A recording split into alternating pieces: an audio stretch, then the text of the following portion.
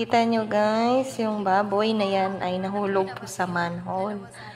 Ayan po yung tangki ng mga tae ng baboy dapat. Pero hindi pa yan. Ano siya tapos, wala pa yung laman dyan. So, grabe kasutil yung baboy na yan guys. Tingnan nyo kung bakit siya nahulog dyan. Ayan, buti na lang medyo malaki yung butas niyan.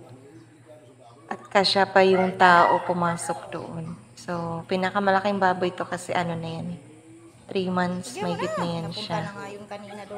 Yan, nilagyan na ng tali para mahatak. So, failed yung kanilang attempt, first attempt. Ang tagal talaga nila yun naangat kasi nga mabigat, buti na lang may nakuhang kasama sa pagbuhat. Kung hindi niya yan kaya ng asawa ko buhatin. Kasi malaki talaga yan, grabe. Yan, natak na nila. Tako ako dyan kasi sinugod ako eh. Kasaway siya. So, part 2, upload ko kung paano yan nakatakas. Hindi lang yan siya yung nakatakas. Marami sila. Bye!